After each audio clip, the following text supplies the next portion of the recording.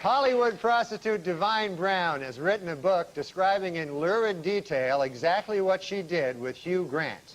The book sells for $25, but for $35, she'll show you.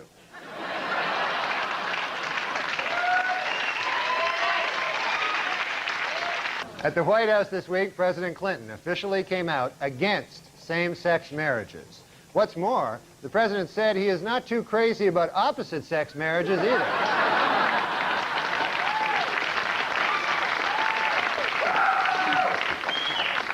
A new FBI study shows that for the first time, Americans are more likely to be killed by a stranger than a loved one or acquaintance. Their advice? Introduce yourself to as many people as possible.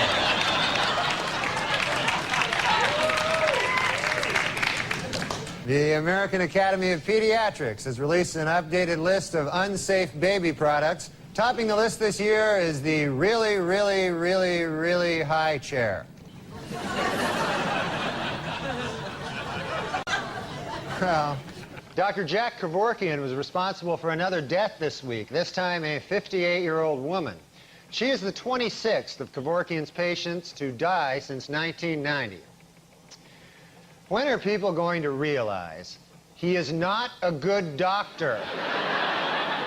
Do not go to this man. The richest girl in the world, billionaire Athena Onassis, celebrated her 10th birthday this week. What's it like to be the richest girl in the world? Well, to give you some idea, at the party, they had 2 cakes.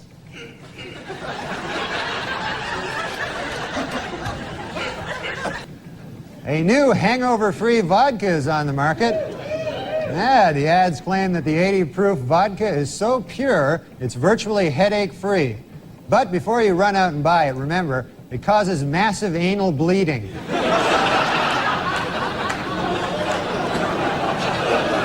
Julia Roberts told reporters this week that her marriage to Lyle Lovett has been over for some time.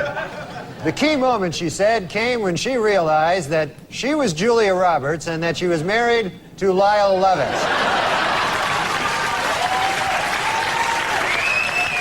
The results are in for 1995, and once again, Microsoft CEO Bill Gates is the richest man in America. Gates says that he is grateful for his huge financial success, but it still makes him sad when he looks around and sees other people who have any money whatsoever.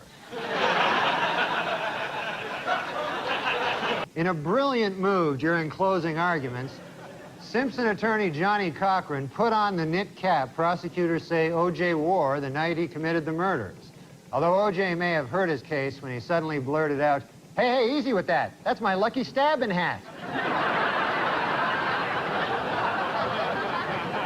And in music news, #1 on the college charts this summer was Better Than Ezra.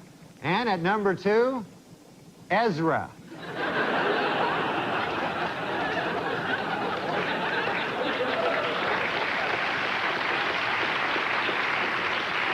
According to a controversial new biography, Elizabeth Taylor likes her lovemaking loud, rough, and frequent.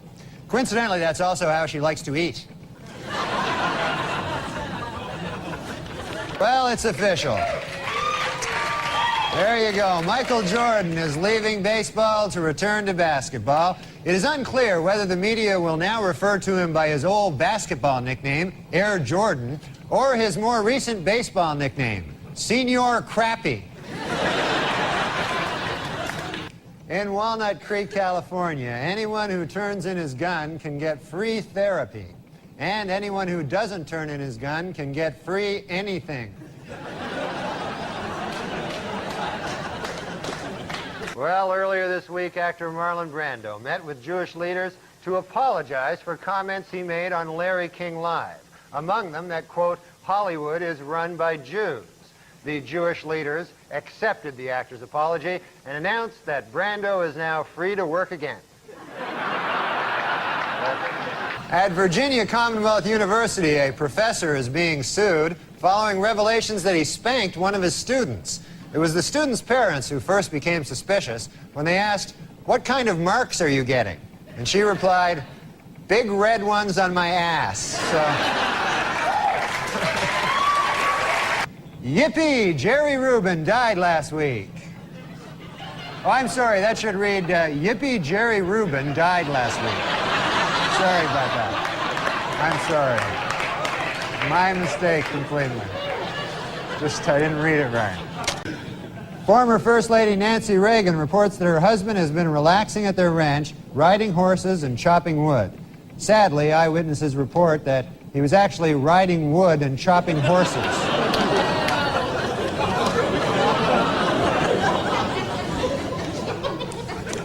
It was revealed this week that mass murderer Richard Speck, while serving a life term in prison, was videotaped with hormone-induced breasts, snorting cocaine, and having sex with a man.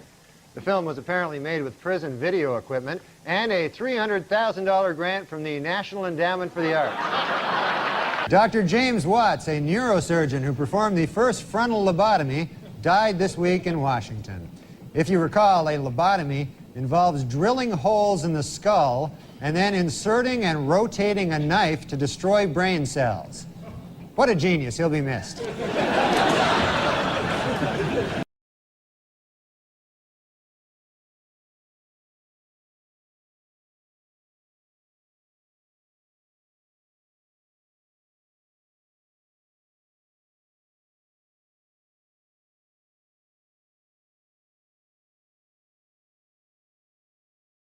World have ordered their ride, the Extra Terror Estrial, to be shut down until it can be made scarier. When the attraction reopens in 2 weeks, it will be exactly the same, but missing 6 bolts.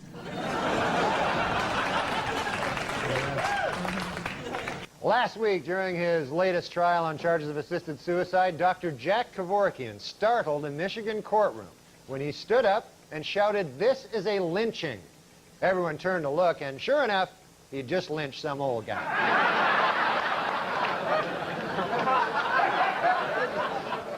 Garry Kasparov tied Deep Blue, the IBM supercomputer that can examine 200 million positions per second, in the 4th game of their 6-game series. Earlier in the week, Kasparov admitted he made a catastrophic blunder in Game 2 when he failed to force a draw by moving rook to E8. With all due respect to Mr. Kasparov, what the hell were you thinking?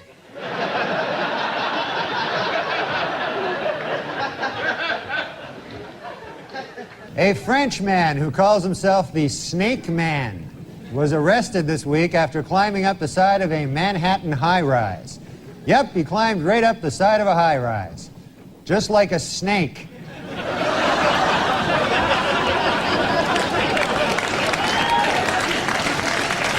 In North Dakota this week, a hunter narrowly escaped death when a pocket knife in his breast pocket deflected a bullet shot by another hunter. Man, you know we have too many weapons in this country when people are getting shot in the knife.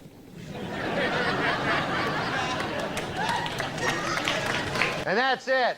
See you next week, folks. Do you feel that the new comedy, there's so much atheists?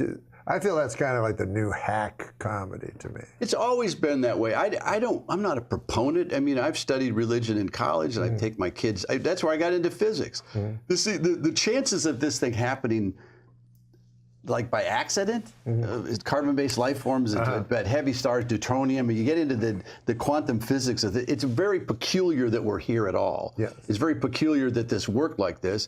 And some of these ancient texts, especially Jewish texts, I give these guys, Jews, great credit because there was 300 or 400 years before the Buddhists. They came up with law from Sumerians, Babylonians, blah, blah, blah. But basically, without law, we'd eat each other.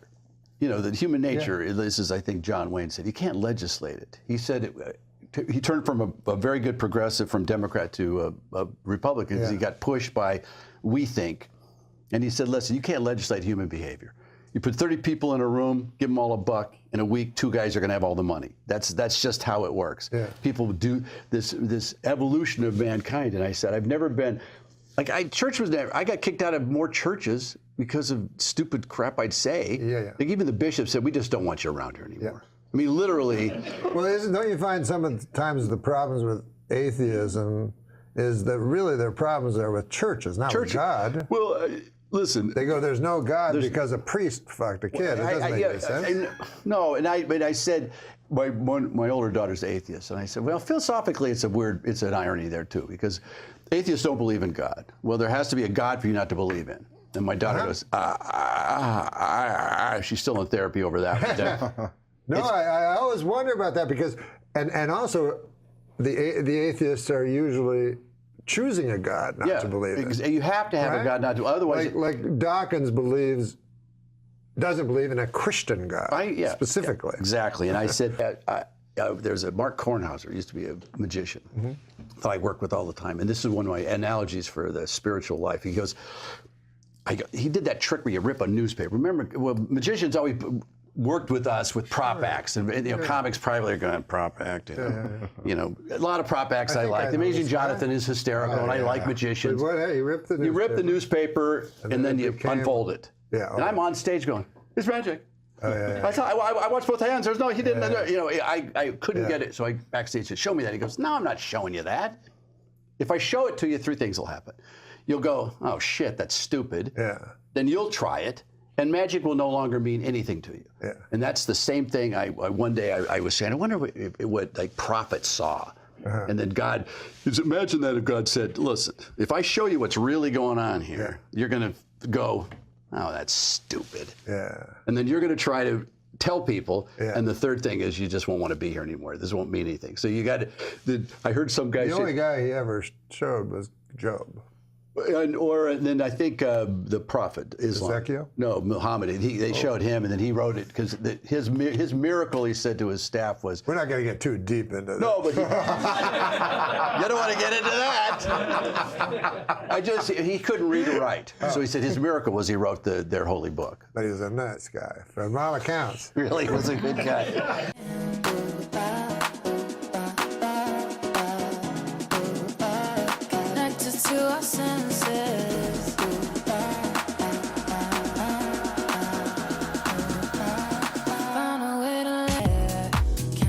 I actually got into an argument on the subway, and the guy quoted the Bible at me. That is not fair. Like, if you get to quote from your favorite book, I should be able to quote from my favorite book, right? He was like, men do not live on bread alone, Matthew 4:4. And it's like, everybody's a little bit magic, Harry Potter, chapter 7.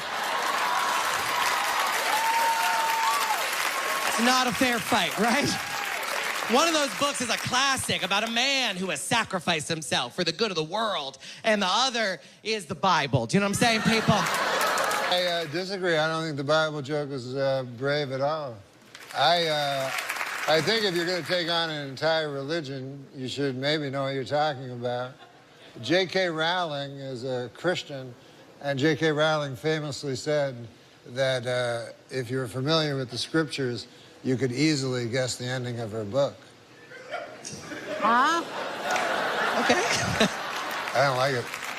NORM MACDONALD. Oh, hey, Chris. What's up? Dude, I love your show on Netflix. It's so awesome to see you on there and interviewing like all these people and stuff. It's so laid back. It's great. Yeah, it's fun because I'm getting to interview whoever I want, Yep. although that list is running short.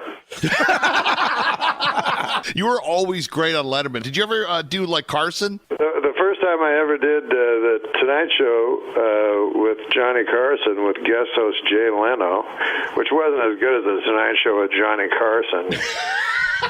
But the guy told me, he said, you're not a Johnny comic, you're more of a Jay comic. I'm like, really? Oh, that sucks.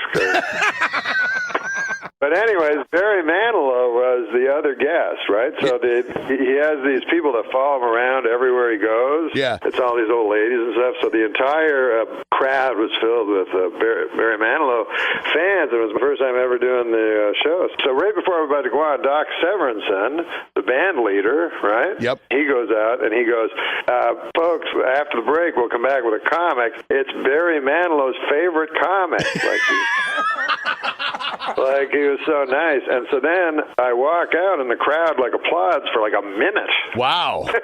Like it didn't even make any sense. And then they just laugh wherever they feel they should. You know, sometimes it was halfway through a joke. And that was Barry Manilow's favorite comic. So when you get a call like the Tonight Show saying we want you on there and you're all excited, then they go, it's the night that Jay Leno's hosting. You were bummed out? Oh yeah, it was this guy.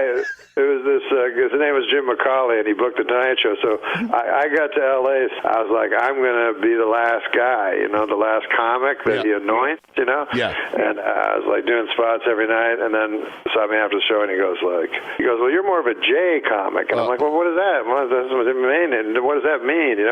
He's like, Jay's taking over. I'm like, no, I know, but I'm like, it'd be cool with Johnny. And he's like, well, if Jay, if you do good with Jay, Johnny will watch, as if Johnny's going to watch, on his day off, like the guy he hates, Right. So it was depressing to get the Tonight Show with guest host Jay Leno. Yeah, I watch, like a Seinfeld show and stuff, and him and like Gary Shandling really get excited about the whole thing about being on Carson, and I guess I understand that whole thing because like for me to go on to go on Stern, to equate it to that as far as radio. Yeah, but I mean that's the closest I've ever been actually. Well, Letterman or Stern. Right. No, I've heard you on Stern. It's great. Yeah, it's fun. It's great going on there. You always phone him about something, and he's like, "I hear you're getting fired again." Yeah. That's awesome that he's heard that. Well, yeah, I mean that's. I think that's the only reason why a lot of these comics will do our shows because they heard me getting fired on Stern. That he is the coolest. Are you going to do another special? Yeah, I'm going to do another kind of a different type of special. What do you mean? But, well, I haven't quite figured it out yet, but when I do, you'll be the first to know. Good. If Norm was going to build his super team of like a comedy tour, who would it be? Who would you have on that tour with you? I'd pick Brian Regan. Oh, yeah. Mm-hmm. Well, there'd be three. So it'd be Brian Regan, me, and Chris Bosch. Yeah, he's hilarious. Oh, yeah. No, he's more of just his face. Yeah, he looks like a Simpson. Right? Looks like a velociraptor. Yeah, he does. A raptor. He does. You know what was funny is the other night I was watching when you had Bob Saget on your show, and I videotaped it with my phone. He sent it to all of us. Yeah, I sent it to all my friends about the part where you guys were doing the joke thing, and you see, whenever you start talking about black weed, Saget gets so uncomfortable. Hilarious. Saget is funny. If you hang out with Saget, he's so famous because he had those two shows that were so gigantic, Yep. Yeah. So anyways, everyone recognizes him everywhere he goes. Everywhere. All they ever say is, you're Bob Saget. And then he goes, thank you. Would you have taken those gigs, Norm? Oh, no, I would not, no. I've done stupid non-accepting things before. Like one time I didn't accept this thing, because I don't know how anything works, and then it was a cartoon, and then it became a really popular cartoon, and then later my manager said, oh, you would have made huge money off that. I'm like, oh, you should have told me. I thought a cartoon was just made no money, But Norm MacDonald's the greatest, dude. Thanks for coming on again. You're always awesome. Thanks, man. Peace.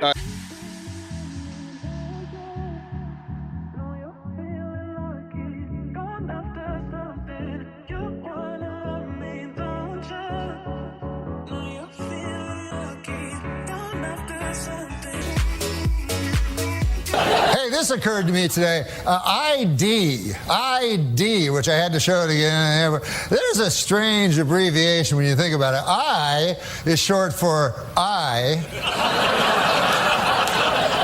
And then D is short for dentification.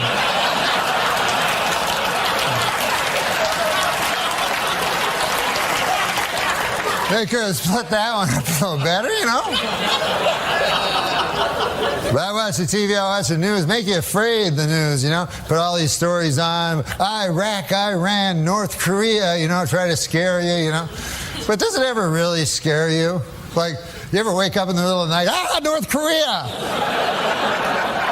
That little tiny country across the ocean. I wonder if they'll get me.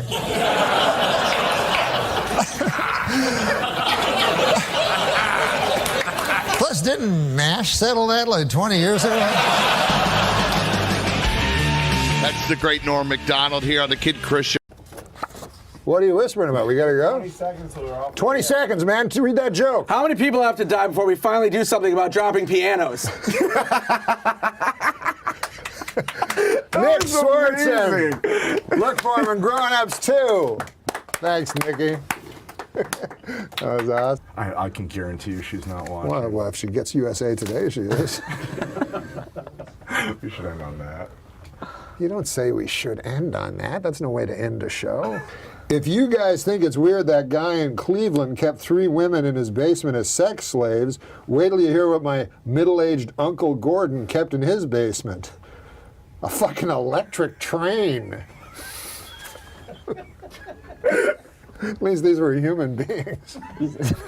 At least. You want to do one last joke? Yeah. It's a little controversial in these days. Okay, I'm happy.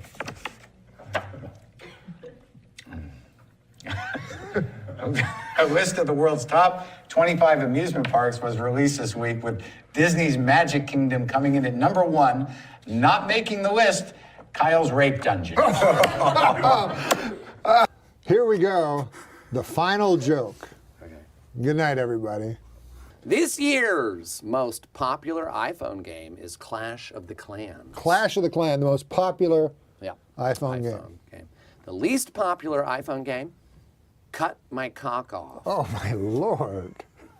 That's what you chose as the final joke? You chose it. This has been a pleasure. Adam, say hello to Eve. Yeah. Say hello to Eve. I sure will. Say hello to Steve, you mean? Oh, he's gay?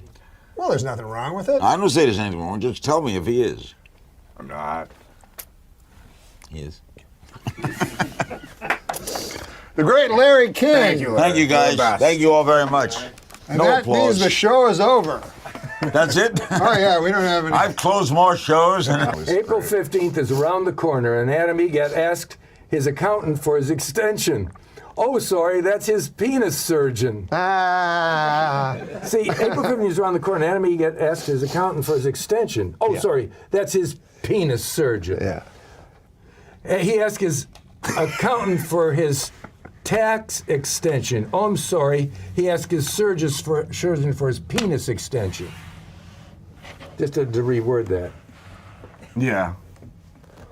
Well, the show is over. We're done. Thanks to the great Fred Willard. I thought this would never end. My God, you guys. Thank you, Fred. Gay people are the same as everybody. No, you mean you always tell me specifically how I think you're just calling me gay. It's one of the. It's not an insult. He No, thinks it's an insult. no, I didn't mean it. Why would being gay be an insult? Yeah. I love gay people. Yeah, I know. I think that's the end of the show. Listen, man, we want to thank Tom Green for being with us. It was awesome.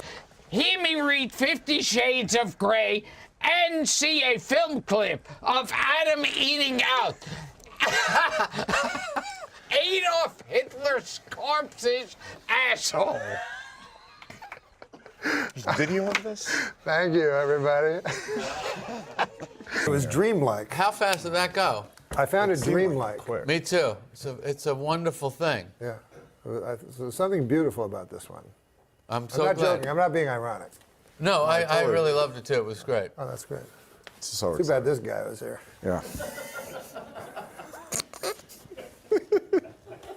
I just wanted to talk about Preston Sturgis more. Go ahead. I still feel in my heart, and I can only go by my heart. You know what I mean? I'm not a person that goes by my brain. I just go by my heart. That Bill Hader is ultimately unknowable. Yes, that's true. What do you think? I don't know. Okay. All right. See? That proves your point. Exactly. We're closing up the studio. We're turning the lights out. You keep talking, though. You care? You think I care about that? You think when you turn the lights out, it's going to be a big difference? I can talk all night and we'll still be reaching the same people. Hey, let me tell you something. Why don't you get something that is semi-professional? You're a bunch of asswipes. To end the show, All right. thank you very much for being That was here. fun. Can I kiss you? Of course. Oh. Oh. Sweet. Oh. Sweet. I'm glad I had it served. Everybody asked me on this show, when are you going to get a woman? I said, I'm not going to get a woman before I get Roseanne. I'll fucking tell you that. What did you say right before she said, I'm wet? Which not sounds sexy to me. I was saying, I don't know, you want to get a bite, a movie, I'm wet. So I'm going to try. I tried that on other women. It doesn't work. Okay, so I'll be Kathy Griffin. And be me? And you be you. I don't know this area. Actually, it was around Centinela. You want, I don't know, see a movie, get a bite to eat? I'm wet. Dean Martin at Hamburger Hamlet. You know everything about That's what I me. meant. That's where I saw him. Was it Hamburger Hamlet? Yeah, I didn't That's know. where I saw him also. We must have talked about it too. I don't know. Well, he'd always be at Hamburger And I Hamlet. walked in there, and he had lost his son, and he was he was one of the guys that just did it like. That was the guy I looked at. Oh, yeah, he's a great and he was sitting there, and he was having a martini, just sitting there, and he looked up, and he was nice, and I just went. I found your son.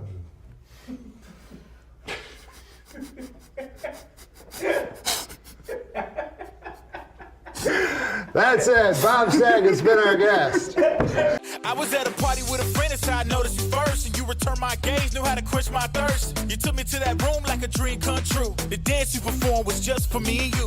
Kisses on the neck, then you work your way down. Let yourself go for me all around town.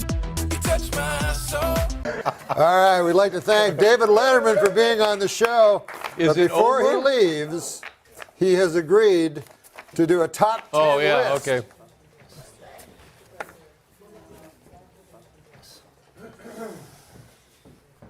Yeah, I'll do this for you. Okay. I would only do this for you. Honestly. Really? Yeah, I would only do this for you. Well, that's sweet. Well, let's start. Have you met Norm MacDonald before? I got to work with Norm, and I guess I mean, I hope he doesn't mind if I tell him, because this is a very endearing. Oh, Last Comic Standing. No, I did. Right? I did That the was season less- before. Okay. But I got to work with him 1 week, and we. What did you do? Oh man, I watched every single set he did, and it was so cool. And we actually got. You know what? I already got into the story, so I got to tell it. Yeah, let's hear it. Yeah, that's fine. He wanted to get high. Yeah. And so I was like, okay, I don't really get high before shows, but afterwards, cool. And Sure. he's like, no, now. Well, when Norm MacDonald says now, right? You say yes. Yeah. Correct. And he goes and hands me the joint, and I was like, okay. And then he hands it back for a second hit, and I was like, no thanks. And he goes, what's your problem? And I go, well, I'm just worried I'm going to repeat a joke, and I still have to go up and bring you up because the opener was on, right? And I was hosting. So I still have to go up there and bring you up, and I just don't. I already did some jokes earlier, and I just don't want to tell the same joke again. And he goes, "That's insane. You're an idiot. Smoke this." and so I smoked it, and then we go inside, and I'm so high. I go, "I'm just going to bring you up. I'm not going to do any time. I'm just going to bring you up." And he's like, "No, do a couple minutes." And I go, "No, please, just let me just bring you up." And he goes, "No, do 5 minutes." This guy's doing really well. Give me, take a little, Sure. do a little time in between. you need a little buffer between comments. Yeah. Right. I said, okay. So I went up there and I was so high, I was like, I don't even remember what I said in the Oh, first wow. half of my set. So I'm just going to tell jokes that I haven't told in years. and when I told a joke, So you told the audience, you let the audience in on the fact that you had been. no, the audience didn't know. They didn't So I would just tell. Okay. Oh, so you just said that to yourself. I'm just going to do jokes I haven't done in 5 years. Yes, and I walked on stage and I would tell a joke, and then I would watch the audience, and if they laughed, I would relax and go, okay, that one down. And I did that the whole set. It was horrible. I was so stressed out, and then I just said, ladies and gentlemen, Norm MacDonald. And I look over to my right, and there he is walking the opposite way. and the feature turned him around and pointed him to the stage. Over here, Norm. That's Norm. how high we got by accident. By accident, like you tripped on a joint. But I mean, I love the peer pressure from Norm, though. That's awesome. It's like a high school and middle school all over again. And he's my hero, so Yeah. I just, for me, I was a little worried about him. But then he walked on stage and he opened it up with this great bit, and he Yeah. was crushing. Right. He was destroying, and then he got the light, and then he started to wrap it up, and he started to tell the joke he opened with, and I started to freak out. I was like, oh no. oh no. Yeah. And the audience thought it was a joke. They thought he was being Norm. Sure. But when he delivered the punchline, and it was the same punchline, they realized he had just forgotten his joke, and they didn't laugh. They felt a little betrayed, and he walked off stage in complete confusion. And That bit usually kills. And then the feature goes, "You told the same joke twice, you idiot." And he goes, "No." And then he looks at me and he goes, "This is your fault." And I never got to work with them again. That was the last time I worked with Norm. But you know what? With Norm MacDonald, though, that's Norm. He's so irreverent that you'd almost expect it. He can do that. Yeah. And all this, that's a bit in itself. I mean, look at the cauliflower joke he did on the roast of Bob Saget. Yeah. That bit, he purposely went up there on that roast and bombed on purpose. Yeah. And it was genius. Yeah. And have you heard that bit? Watch Norm MacDonald roast. Who was he roasting? It was Bob Saget. Bob Saget. Your head looks like a cauliflower or something like that. I'm not going to do the bit, but yeah, go back.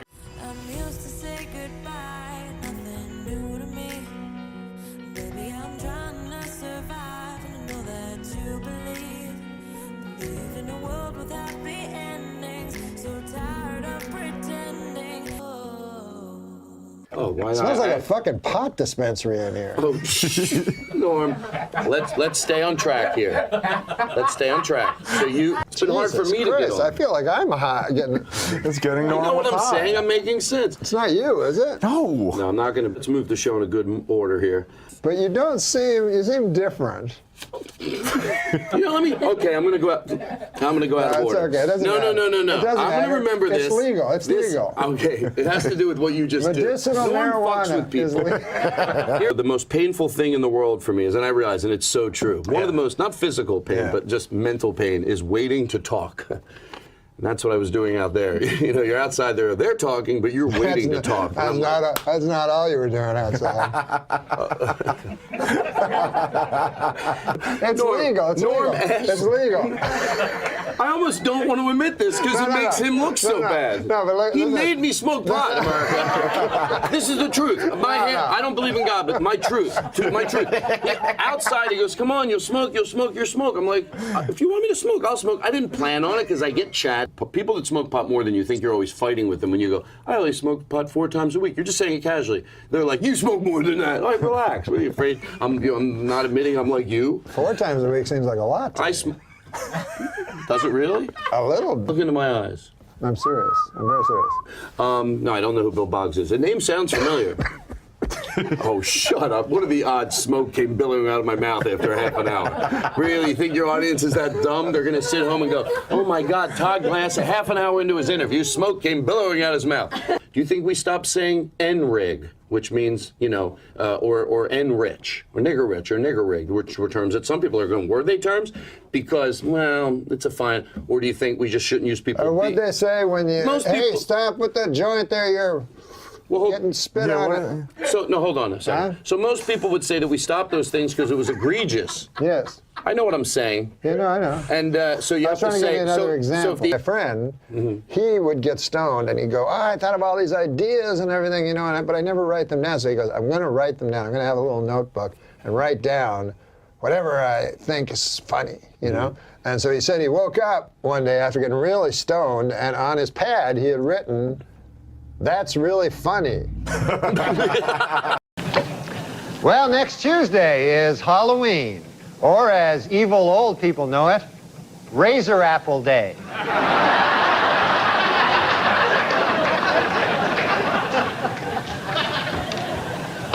According to retailers, the most popular Halloween mask this year is O.J. Simpson. And the most popular Halloween greeting is, "I'll kill you and that guy who's bringing over your glasses, or treat."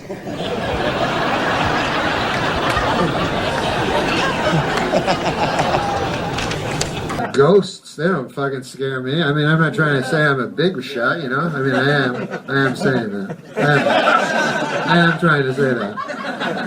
I'm trying to say I'm a big shot. Now, I'm not trying to say I'm no fucking tough guy, but I am. I'm a fucking tough guy. I'll fucking fight. No. But I'm saying I'm not afraid of ghosts. And I'll tell you why. First of all, they're invisible and shit. And when you, let's say they go to punch you, right? Their fucking hand goes right through your body. So I'm not scared of that fucker. Like, the guy that scares me is the guy that when he punches you and then his hand doesn't fucking disadvantage. It hits you. That fucker, I don't like him. The ghost, I like. And then, like, you know, one time I went to a hotel and they had a fucking ghost. Was there? Is it a ghost? Was there? And you think you wouldn't put that on the front of the hotel. You think some people might not show up, not wanting to be haunted by a ghost. But anyways, people would show up at this hotel, and I had to fucking stay there. And anyways, it said there was this woman that was a fucking ghost, and her name was the woman in the blue dress. You know, and she haunted the halls, evidently. But anyways, I thought it was a reckless nickname, first of all. I would have called her the Ghost. I think that was her defining quality. I've seen blue dresses before, nothing terrifying about them. But anyway, so the ghost shows up, and what is the ghost really? All they can do is fucking startle you. You're like, ah, what the fuck? Oh, I hear a ghost, you know.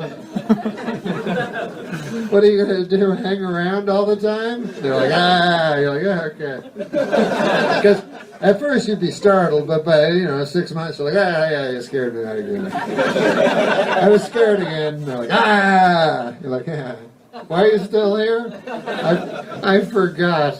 And they're whiny, those fucking ghosts, aren't they? Jesus, goddamn. They're always like, I've got to stay here. And you're like, why?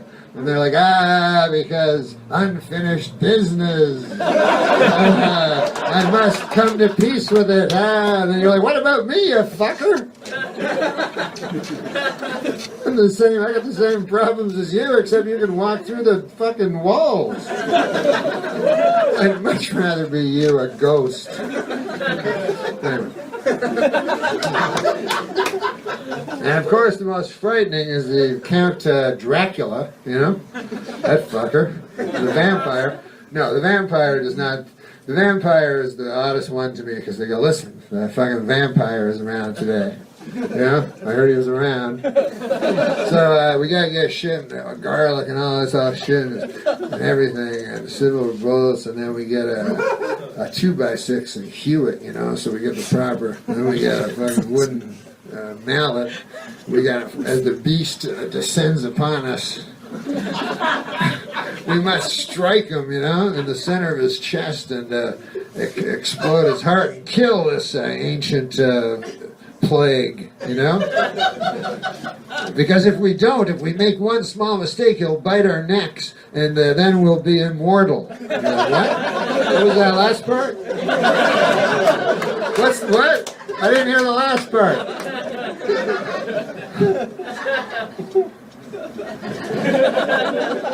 And they bite your neck and you get to be a cool vampire forever. Unless someone tricks you and makes you a pile of dust, which would also be a cool way to go out.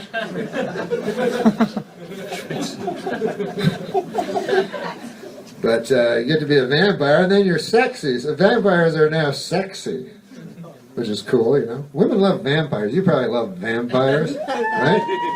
I don't know what it is, but man, women love vampires like babies love stray dogs. You know, they touch them somewhere deep within their souls. I don't know what the fuck. I don't know what it is. I'm no doctor. Sometimes I claim to be a doctor, but it's all in good fun. Enjoy performing experiments on the human body sometimes, and if you like that sort of thing, you have to pretend to be a doctor. Pretty well the only way they'll let you do it. I have the suit at home. Anyway. In my opinion, if we're going to fight the war on terror, a good place to start would be our country's haunted houses. When I was a kid, I went to the haunted house at the state fair, and my dad did not want to pay the 50 cents to get in to the haunted house. And it was like this trailer with ghosts and stuff. And my dad goes, "That's no goddamn haunted house." So I'm like, "Sure it is." He goes, "No, it's not. It's got wheels on it. It drives around. The ghosts will come right out." It was like ruined it for me. Whatever.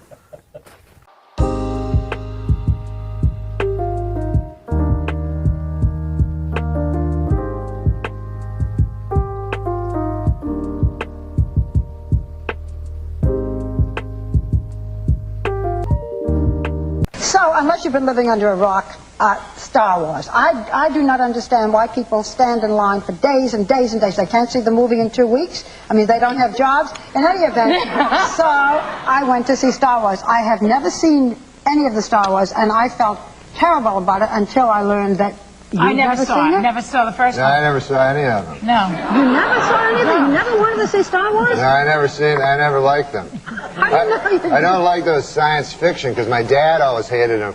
And you know how you try to be what your dad, you try to be, you know what I mean? And I remember when I was a kid, I watched that Twilight Zone. Remember that show? Uh-huh. And oh my God, my dad hated it because it was too fantastical, and he thought I should be doing the chores. And I remember one time, me and my brother were watching Star All Wars. I said was, have you ever seen Star Wars? 10 minutes later. It goes on. That's Norm. Go ahead. I mean, we only have 2 more minutes. I was just giving you a little backstory. But me and my brother were watching the Twilight Zone, and then my dad walked by, and we were watching, and we were all excited about this Twilight Zone. And then my dad walked by, and he looked at like the screen, and he said, "I suppose this one's a goddamn ghost." Oh, well, that was funny. Okay. Anyway, we're going to give our quick review. Interesting story I say this week is that right on Rikers Island, they banned like 2 months ago. They banned pornography, any porno magazines from the prison, you know, because I don't know why they did it, but they had a compromise. They're allowing 1 porno magazine. Only one. Only one. Yeah. Unfortunately, the porno magazine that they're putting in is Hairy Guy's Ass Illustrated. Really? Yeah. Well, if you're going to only allow one, I would think that's the one, you know, probably. It's a good magazine, though. It is a good, you know. It's not. It's not all just pictures of hairy guys' asses. The articles are good, actually. Yeah. I just read it for hairy guys' asses. Well, see, that's you, Andy. Just people are all different. He was telling me before the show that last week he went to the hairy guy's ass mansion. It was great. Why didn't you? Andy has all the fun. He gets to all the big celebrity parties. Right. Him and Jimmy Kahn.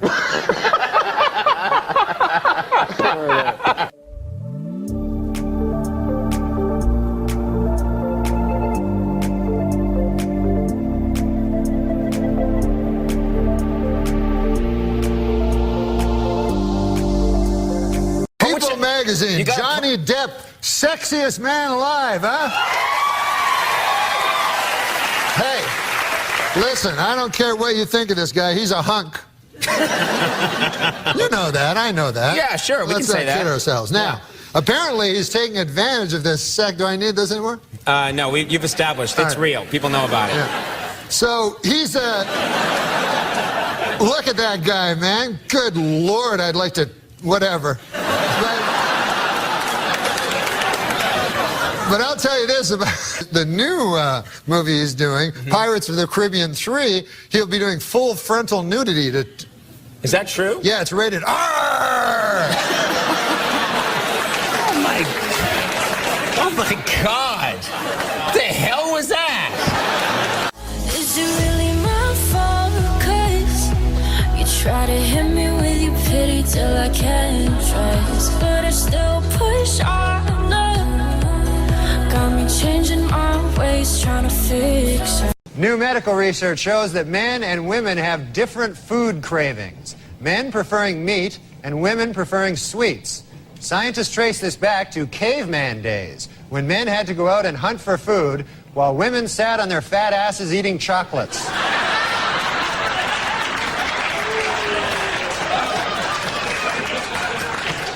Last week, Duchess of York Sarah Ferguson visited the Big Apple and showed off her 14-pound weight loss. Hopefully this will not interfere with her official duties of sitting on her fat ass all day long.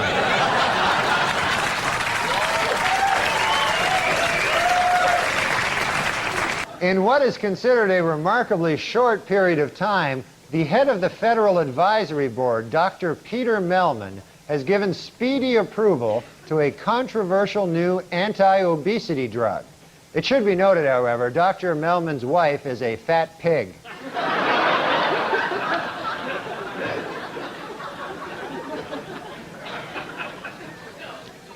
This week in Minneapolis, the Minnesota Obesity Center officially opened.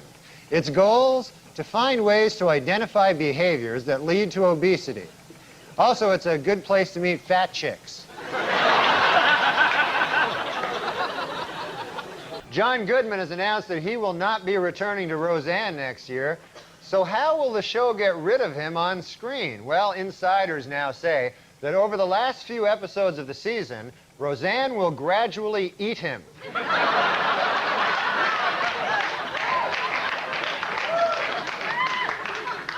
According to a controversial new biography, Elizabeth Taylor likes her lovemaking loud, rough, and frequent. Coincidentally, that's also how she likes to eat.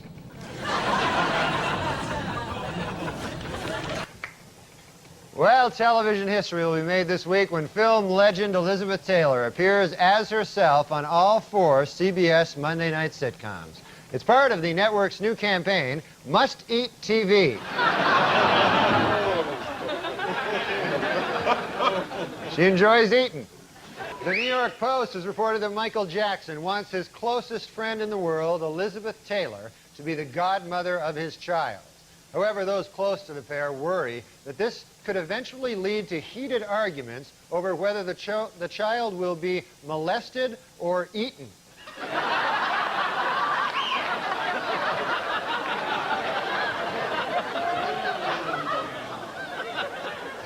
Yeah, Ricky Lake, you know, she really is an animal lover, though. She has 3 cats, 2 dogs, and a big ass that follows her around everywhere.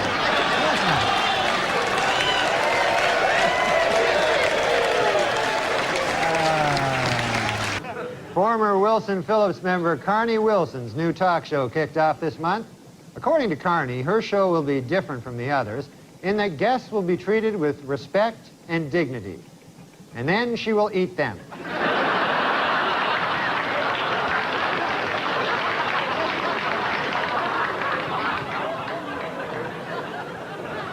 Talk show host Ricky Lake has announced that she will finally publicly apologize for her role in a destructive anti-fur demonstration. Then she will eat a huge can of frosting.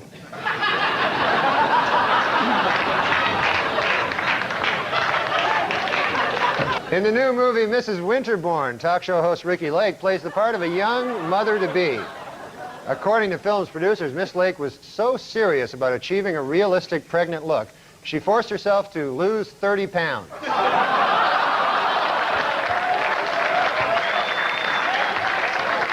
This week, renowned heart surgeon Michael DeBakey attacked the hypocrisy of Hollywood stars who oppose the use of animals in medical research and yet wear ribbons supporting the war on deadly diseases like AIDS.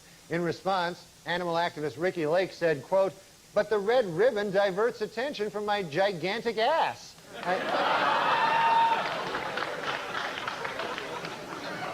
A sad story from the world of entertainment this week. Talk show host Ricky Lake had to get rid of her dog Dudley after the pooch became too aggressive with her 7-month-old son Milo. A clearly saddened Lake said, "It broke my heart to get rid of that dog, but he was delicious."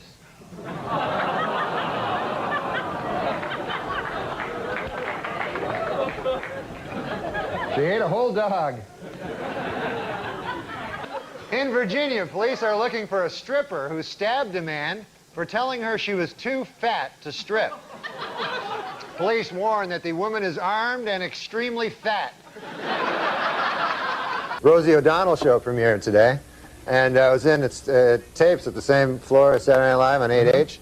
They had flowers sent. There was the whole, it's unbelievable. You know, people must love her. There's flowers all along the entire 8H. Right. All flowers. They're sent by, like, there was one from Madonna, one from Elizabeth Taylor, Regis and Kathy Lee. I've never seen so many flowers. I didn't even realize you could eat flowers. You say there's no way we could go back, and that I've broken what we had. Oh, I wish that you would come around. No. I don't understand something. Right. You went to a doctor, you said, hey, What what's did you with me? say? I'm around Elle Macpherson and I'm not getting aroused. I didn't mention her. Yeah, but and you start to get concerned that, hey, why am I not getting aroused around these beautiful women? Yeah, because I used to always get aroused all the time, no matter what. Like, I could see a giant fat woman, like, part of her ass. Right, and you get excited by that. Yeah. Are you on medication of any kind? No. I just, now I'm just... Do you need that testosterone patch or something? Yeah. What's that? Yeah, it makes you more masculine. You know what I mean? But then your hair falls out. Yeah, you got to be careful about that. So, Norm, what do you think about? What? When you're masturbating? What do you think about? Well, you know, like... Fat woman's ass? No. Like, who do you think? Did you ever think about Elle Macpherson? No. Oh, I don't believe that. Who do you think about? I don't think Girls about... you just I'll met. tell you something. I can't think about, like, girls that I don't think I could have sex with, because I don't have that good an imagination. Right, it's got to be someone you think you can get. Right. That's how I am. Exactly, Right. So. And so I sometimes I think of, like, kind of unattractive girls where I'm... Right. When you're doing looking stuff. than them. Right. Yeah. Yeah, I do that too, though. Yeah. Like sometimes like one of the interns here or something I'll think about, because I think that, like, I could definitely get You ever think about Rosie O'Donnell when you're doing it? Good Lord. No way, right? Name some names. Yeah, name some names of who you think about. You know what Rosie O'Donnell would be good at giving? What? Really wide head. Oh, that's funny. Does Rosie O'Donnell have the biggest head on the planet? Yeah, She really does. How much does her head weigh? Do you take a guess? About her head weight? Yeah. Oh, well, that age-old argument, I'm not going to get into. You're not that. even going to get into it. Yeah. I see. And she's on the new $100 bill. Did you see her picture? It's pretty wild. And lastly, Weekend Update has been part of SNL for 46 seasons. And here I'd like to pay tribute to one of the best we ever had, Norm MacDonald. Thank you. Are you planning any tribute to Norm MacDonald? And can you tell us about how much he's impacted you and the staff and everything, just his legacy? I think he meant the world to the people there. I can tell you from just the number of people I've heard from, the number of people that have gone and talked about Norm. All of us had, when you work with somebody for that many years and they make you laugh and you're aware of who they are as a person and as a friend, I think Norm was one of the funniest people I've ever known, and because he's Canadian, I put him right there up in the top 5. Just a little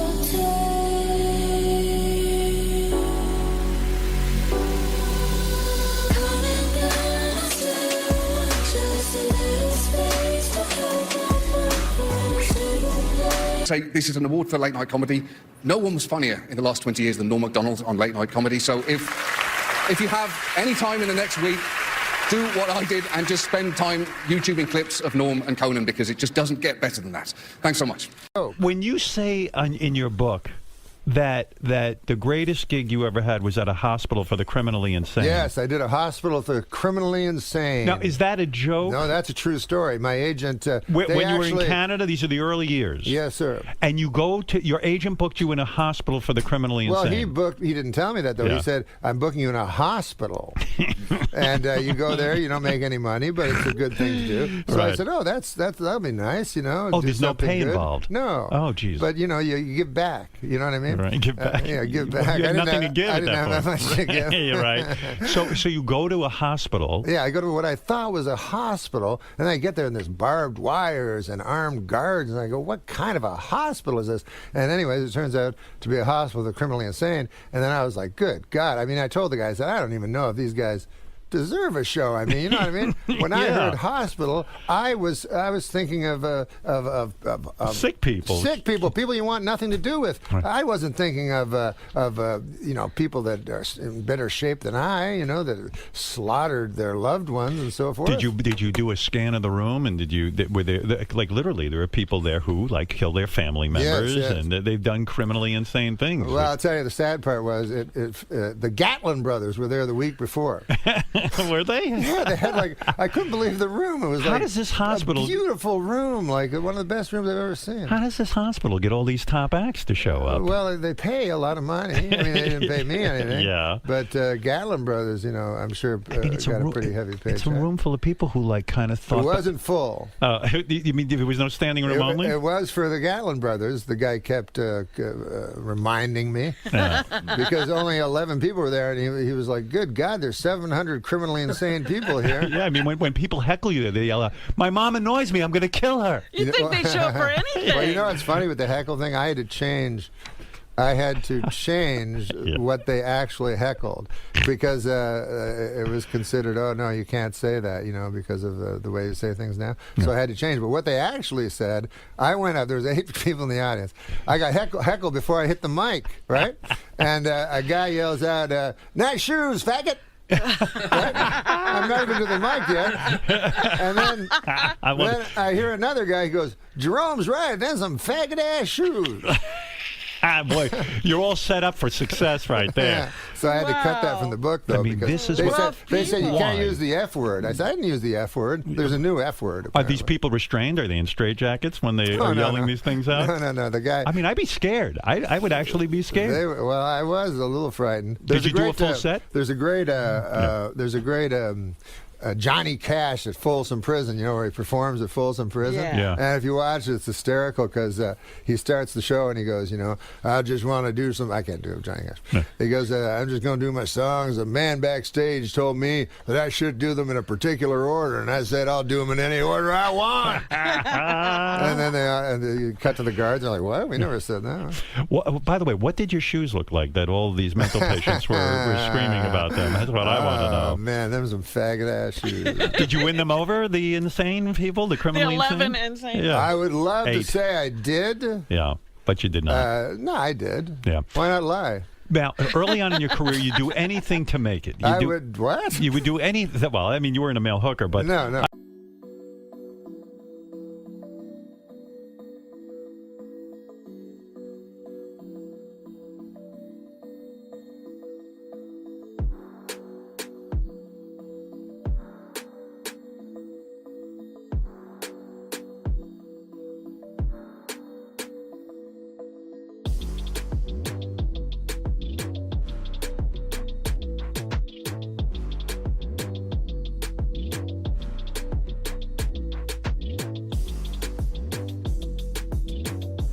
I did do a hospital. It was supposed to be a regular hospital.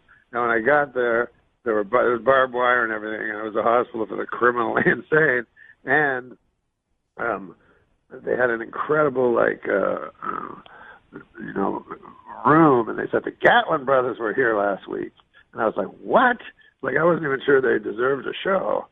And anyways, I went on. I got heckled before I said anything.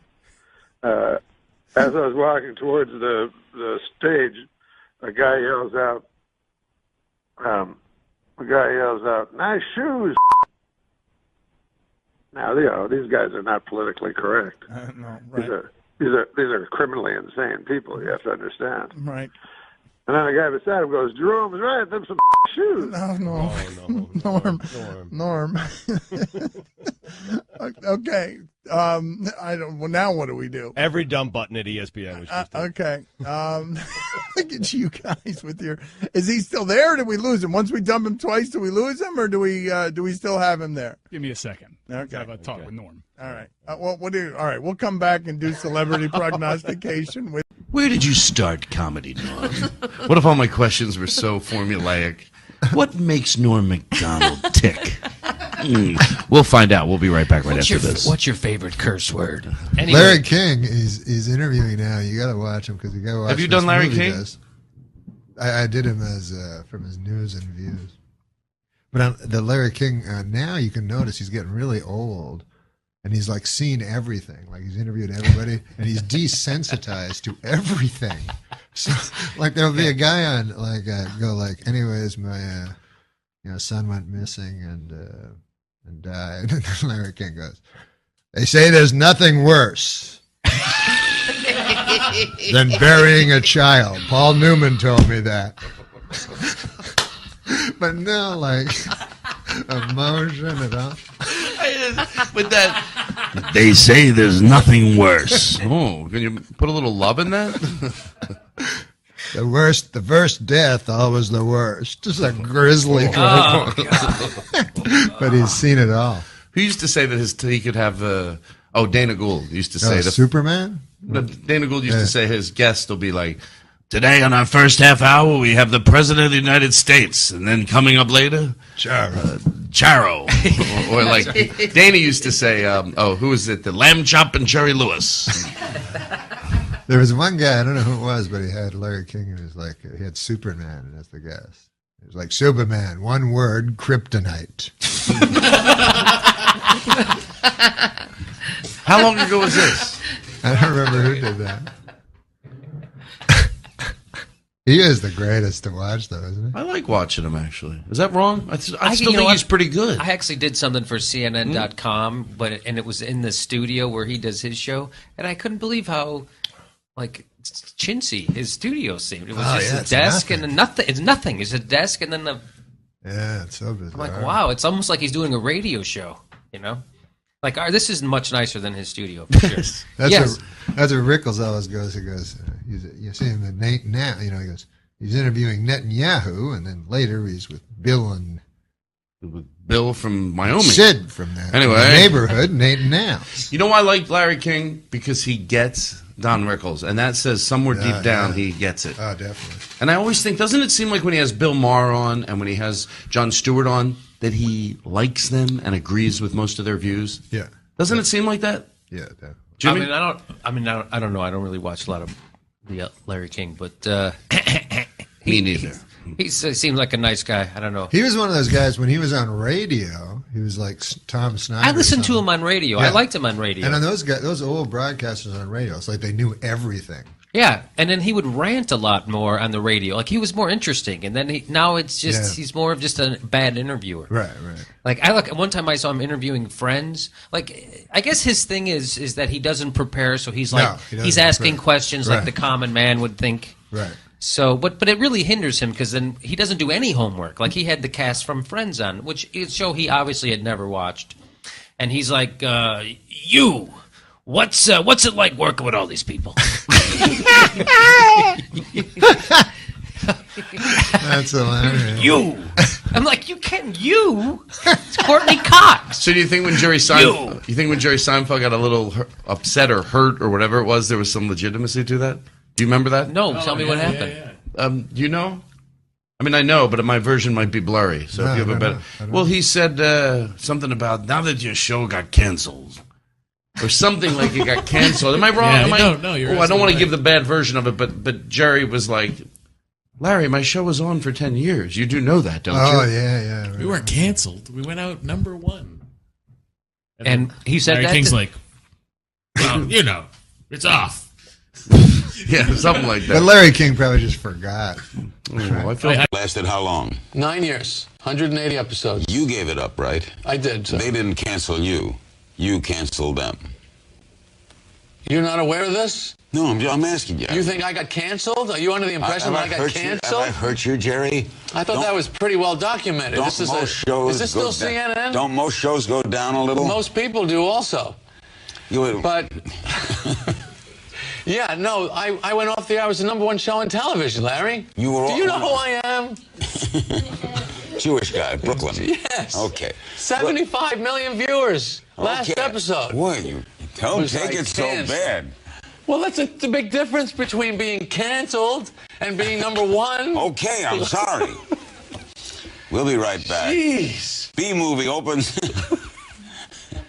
B-movie Can we get a resume in here for me? B-movie opens tomorrow. We'll be right back.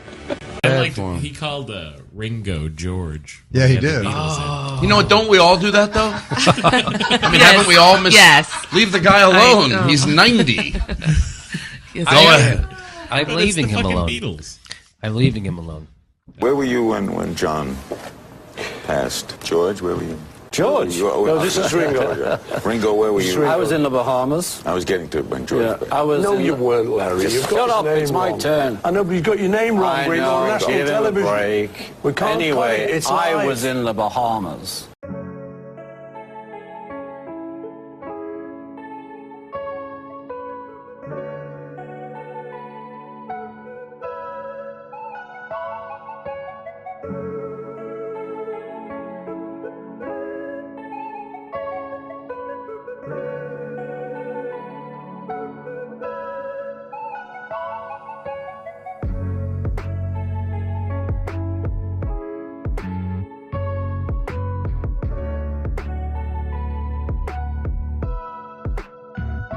You know what, Norm, you're the most courageous Canadian American who ever lived. Yeah. What, Canadian that lost American? story is, it was inspiring. Wait, Canadian American? Aren't you Canadian American? What is that? Just How Canadian. politically correct can you be? It's a derogatory term. Yeah, It's being specific. No, I'm that's Canadian. all. Yeah. Yeah, I'm And Canadian. American. No, I'm not American. Then get out. No, I love this. I was going to say. USA. I was going to say, even if you are just Canadian. No, I love this country more than any other country, including Canada, my homeland. It's the courage that was inspiring, though. They should name a fighting battalion in Iraq after you. Yes. The Fighting Norm MacDonald. Yes, Yeah. yes. No one would challenge Get them. those guys over there. It's interesting what you say when you go, like, America's the greatest country in the world or something, because, like, imagine, like, you're just saying that and I can't even live there, because let's say you hear a guy who goes, hey, man, Kenya, that's the greatest country in the world. You better believe that.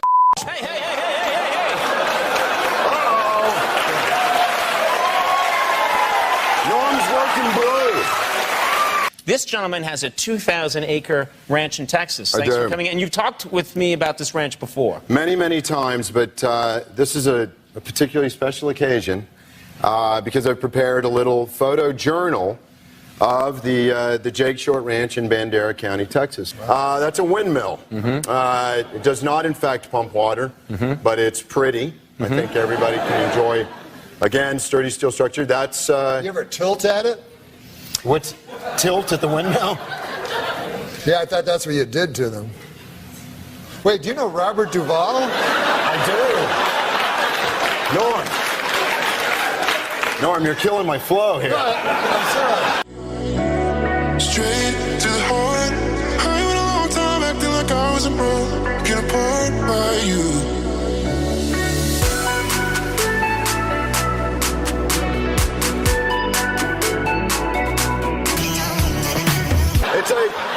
It's like looking at a condor during mating season. You know, they'll attack or they'll fly away. No, I'm teasing you. No. Okay, here's a windmill. Wait, you're not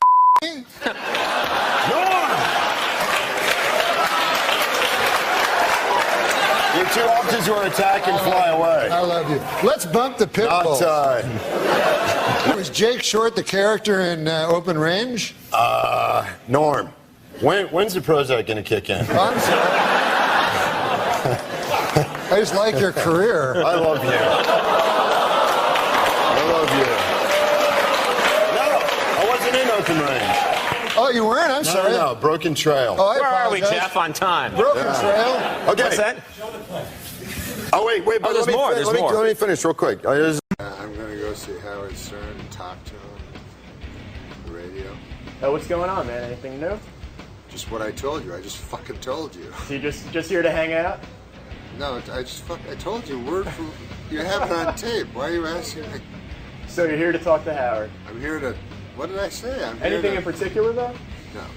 There was an article about Artie.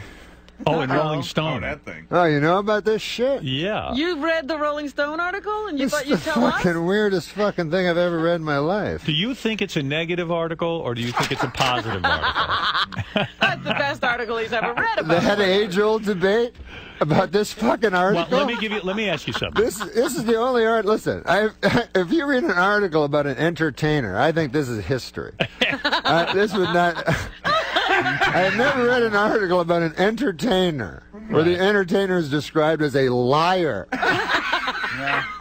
You don't see that like if they're doing a piece on fucking Elizabeth Taylor. Right. Not only is Elizabeth Taylor lie to people. What? You go, what? But let me ask you I thought I was reading about a fucking comic. What? Norm, let me ask you a question. There's a school of thought, which I share, Yeah. that, Artie's book is about his And then drug- she goes like, there's other shit where she goes like, he's a fucking guy that's like, kind of like these two dead guys. Andrew Dice Clay, obese, tragic clown. Like, that's a phrase. There's no phrase with obese in it. I've heard tragic clown. She tries to throw that in as if that's the phrase. Well, I know Artie... Obese, tragic clown. And then I'm like David Sedaris, which is great. No, all of a sudden she goes, I guess I'll make him a fruit. What the fuck is that? First, So you didn't like the article? he knows because he knows. Understand it. What? I didn't like the article. You didn't like the article? It's the fucking worst article I've ever read. This ain't no puff piece. Listen, let me tell you about. You know show business. Yeah. You got your puff pieces. Yes. And then if it's not a puff piece, what is it? Inevitably, It's a shitty hatchet piece. job. Yeah, hatchet job, right. Fucking hatchet job. But let me ask you something. This is horror. You're working up Artie into a sweat, but can I give you the opposite point of view? He's just funny. I think he's funny. Norm. Not that funny. I didn't think it's shit article. Artie is in Rolling Stone, which is exciting. Yeah, because they come and they go, hey man, we like you. Hey, I know these motherfuckers. Hey, we like you. I mean, they're obviously not going to go, hey man, we're going to fucking call you an obese clown. Here, can we take your picture? Do you ever? By the way, did this ever happen to you? Artie, why do you have a fucking sign saying no photography fucking equipment allowed in my apartment? The picture was not good in your opinion? Yeah. No, the picture, I don't know. Norm.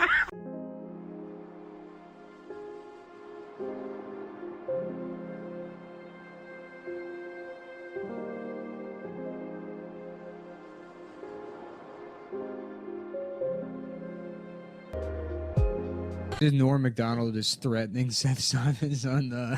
What does he say? So Seth Simons goes, same energy, and he posted a picture of the Joker and Donald Trump, which is like... Shut up. Oh, my God. You fucking loser. And fucking Norm MacDonald wrote, hey, you fucking piece of shit. It's you that's the Joker, a failed stand-up that kills someone who got a TV show. I cannot wait to meet you, and I will. Damn, dude. Yeah. That's so sick. That is awesome. Norm's just like, fuck you, bitch. Fuck. I was watching on YouTube today, you going on Letterman. Well, I don't know. YouTube's fun, man. Yeah. It was. You know what I'm listening to now a lot, Tommy? I'm listening to audio tapes of Lyndon Johnson. Really? Okay. Well, now I understand why that. I believe that you actually do watch this website now. yeah. Really? What do you mean? Really? Yeah. Really? He put in the system, that brought Nixon down, He put in the tape system. Yeah. Okay. And and his are way more entertaining than Nixon's. So he put it in. That's kind of interesting. That sounds like kind of what you build a system to record. He did that obviously, so he was very aware that it was there. Yeah. So he was sort of almost doing a radio show. He did what you do. He was Rupert Pupkin. Lyndon Johnson was Rupert. Yeah. So what are you? So the funny ones were sometimes they're really funny. Just like the Nixon ones, the funniest ones are when there's all these Nixon tapes that you can listen to in the Library of Congress that have nothing to do with Watergate. They're way the fuck funnier. Like it's just Nixon talking about his wife and shit. And like one time his in-laws are coming, he's like, I think I'll go stay at Blair House. I don't like that lady with her cooking. And you're like, oh, it's weird, it's the president. How many hours of these tapes have you listened I've listened to a lot of them.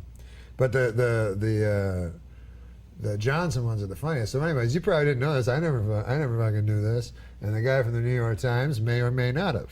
Anyway, fucking Sam. He's gone. He's checking his watch, going, "What's the Simpsons made so far?" Anyways, doing a little Rickles. Yeah. So, well, anyways, what was I talking about? The Lyndon Johnson tapes. Yeah. So this I didn't know this. Lyndon Johnson, he's wins his election, right? He's way ahead in the polls, like a week before the elections come. And his chief of staff, they have a party, because they're so happy, because next week they're going to be president again for 4 more years. So they have a big party at the White House, and his chief of staff goes across the street to a YMCA and blows a dude. Wait a minute. So the next day... I gotta take my jacket off here. This is ridiculous. What happened here? Yeah, that's what happened. Say that again. Okay, so Lyndon Johnson, right? Yeah. He's going to win. Yeah. He knows he's going to win. He's way ahead in the polls, as long as nothing crazy happens, right? So he goes, hey, let's have a little party, a week left, We're going to win easily unless some crazy thing happens, And so they're having the party and everything. But how did anyone find out about the chief of dude staff getting blown? Because the chief of staff, well, listen, if you go into a Y and blow a guy... Right, but you never know. But it just came out. Did this actually come out in the press? Yeah, like they had a sting operation. And is this on the tapes? Is this on the tapes? It was funny because it was in the old days, so the press couldn't say that, you know. So they had to say it in language that the audience didn't even kind of understand. They go like he was caught in a somewhat compromising situation in a young man's Christians association, and people, old farmers, would go, well, wonder what happened there. So they wouldn't come. So I think that helped them, but the conversations with Lyndon Johnson are hilarious because he goes, he's just talking to his friends, and it's this longtime guy that he didn't know was gay, you know, and he's like, my golly, I could never have figured that for Bob. I've known Bob 30 years, and he goes, I'd quicker say I was a fruit than him. Really? Yeah, on the tape? On the tape, yeah. Where did you get the tape? Where did you, Lyndon Johnson said that. Where did you get the tapes? And then he goes, and then the funniest thing is he phones J. Edgar Hoover, who he knows is gay, right? But he's like real powerful and everything, right? J. Edgar Hoover was gay. Yeah, like, you know, he was a transvestite and he'd have dudes over. And is this true? Or? Yeah, no, that's fairly well documented. I know I'm it not was outing him. I'm not Perez Hilton over here. I know people. No, this is fairly. Yeah. He's well documented. Yeah. So Lyndon Johnson knew for sure he was gay, but he was scared of him because he was so powerful. So he just like needles him, you know. And he's like, so he's talking to him and he goes, I can't believe old Bob's one of them fellers, you know. They didn't even have a word for it and stuff. And so J. Edgar Hoover goes, well, sir, that's, he goes, I have to ask a rather tough question here, but now when Bob was involved in this, was he the more or less sort of, you know, participant, or was he more or less the feller that, you know, instigated the thing, you know? He's asking if he's a catcher or yes, I don't know. Well, I don't know what the hell I'm talking about. What have you got me? Why are we talking? Gross, you're saying that. So the guy goes, so then J. Edgar Hoover goes, well, I wouldn't, well, Mr. President, he goes, I'm sorry to tell you he was the instigator, you know, and he goes, oh, good God, he goes, how do you spot a fella like that, Edgar? You know? So then J. Edgar Hoover goes, well, I wouldn't know, sir. He goes, oh, come on now, Edgar. He goes, if there was anybody that could spot a feller like that, it'd be you. Why, you're the head of the FBI. And so, this isn't really what's on the tape. Is that really on the tape? That's really on the tape. And J. Edgar Hoover's kind of mad. He's like, anyway, all right. Yeah, you got to hear it. It's the fun. Really? And where I'll bring it in. I know you love broadcasting. Yeah, where did you get the tapes? I read a book that were the history of the tape, and then I got the audio version of the book, and the audio version was the tapes themselves. Really? Yeah, I didn't know about it. Wow, that's funny.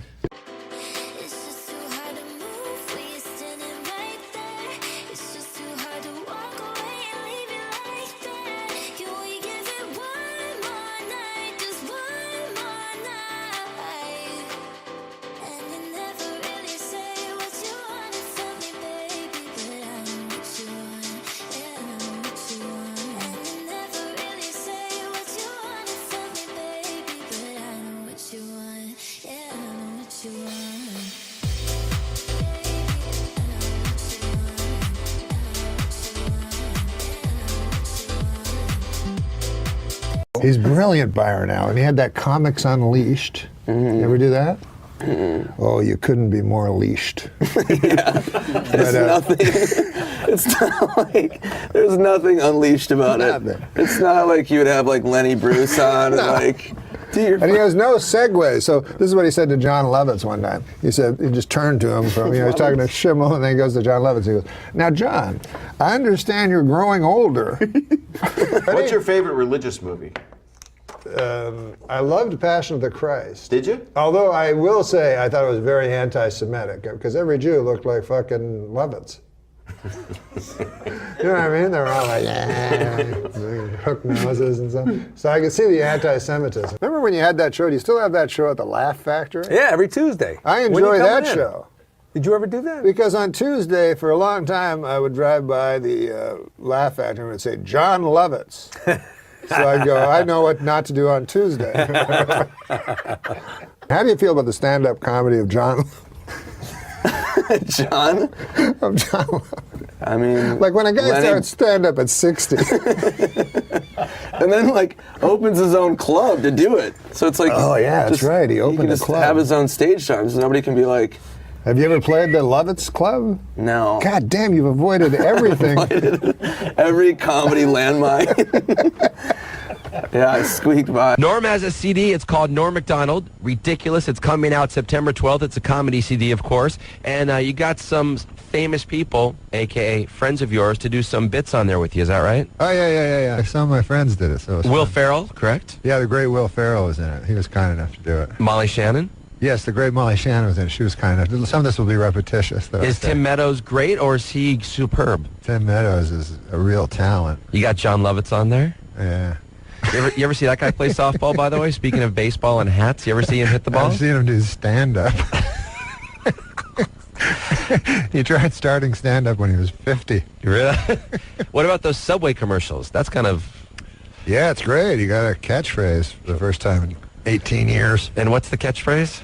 Eat fresh. Oh, eat fresh. And he gets to wear a bathrobe on TV. Yeah. I buy Subway sandwiches. No, he's a really funny guy. He's hysterical. How long... Up here? Yeah, no, I listened to that show, actually. Uh-huh. Yeah.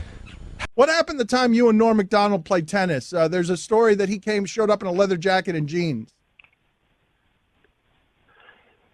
Yeah, I know. I know. He tells that story, and I don't know why he's so into it.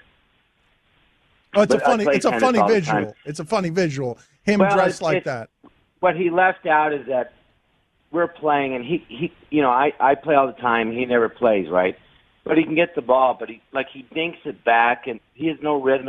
Anyway, when someone just floats every ball, if you're not used to it, you can't get any rhythm, and it's just hard to play. So he won, but what he left out was after every point, he'd leave the court for a minute and brag to his assistant about how, look what just happened. Then he'd come back 1 point, he'd leave again. So I go, Norm, do you want to play? And he just kept leaving. It was very frustrating, and so he won. So then I said to my coach, I go, how do you beat a guy like that? It's so frustrating. It's just the ball's just, and my teacher's guy, Alex Olmedo, who's you're into sports, look him up. He was a champion college player, Wimbledon champion, Rod Laver, Emerson, who won Wimbledon, and he's in the Hall of Fame from Peru. Great guy. So he said, just step in and take it early. And I go, could you beat someone like that? He goes, what are you kidding? I'd kill him. So I go, all right, fine. So then we played again, and then I just, I creamed him and I beat him. So also, I wasn't trying as hard the first set because he was, he's not as good, so I'm just taking it easy. But then and he was wearing jeans and a leather jacket. Well, he beat you 6-0 the first time, didn't he? 6-0? No, he wasn't wearing. I don't remember what he was wearing. He didn't beat me 6-0. He's full of crap. That's what he told him. So then we played again, and then I beat him quite easily. And he goes, let's play again. I said, no, I don't play you again. Because when I knew he'd want to play after I beat him, the last time we played, I beat him, and that's that. Give us a good league but of he cheats. He cheats, and he's not fun to play with. Of course. So he tells this story, Right. Give us a good league of their own story. Lovitz! Just back off for a second. Yeah, he's being Lovitz. This is what Lovitz does. I know. This is what he does. Him and Norm, both of them. Give us a good league of their own story. What did you play tennis with John Lovitz? What is that? No, I played tennis with John Lovitz. Goes every day to the Beverly Wilshire it's an expensive Beverly Hills hotel. I don't know what it's called. But anyways, the guy there, the coach, is Alex Olmedo, who's a Peruvian tennis player from old, and he's very good. He played, he beat Ron Laver 3 times. Right. And so he's 60 or whatever, but a Peruvian 60. Does that mean he's a young 60 or yeah, an old 60? He's a young 60. Yes, sexy. Peruvian 60, I like that. Yeah, Peruvian 60. So you could still imagine him with a lady. Right. You know what I mean? Like my father when he was 60, it would be hard to imagine. Yeah. But a Peruvian, you can imagine. You can easily imagine. You know what I'm saying? Yeah. Because my father, he doesn't know. He'd get you a Casio watch to a lady. That would be his thing. But these guys, they're more champagne on your spine, my darling. It's a whole different thing. Anyways, so it has nothing to do with his way with the ladies, the story. But John Lovitz got lessons from him every single day at this hotel. Yeah. So then he told me that he was really good at tennis. So I was like, I could beat you.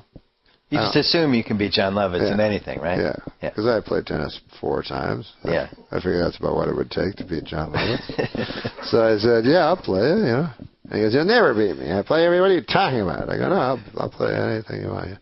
So I go to the place, and I'm in my jeans and a leather jacket. I don't have clothes for tennis. I only played 4 times. So I get there, and they give me a club and everything, and a tennis racket. And I know, clearly, I'm going to beat John Lovitz. So we start playing, and, you know, I just keep tinking them over a little bit, you know, the little backspin, you know, near the net, whatever that shot's called.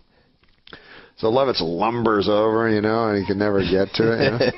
And so I just beat him like 6-0 in the first set. So he starts thinking I'm doing something illegal by tinking it over the net. The backspin backhand or whatever? Yeah. He's never seen this.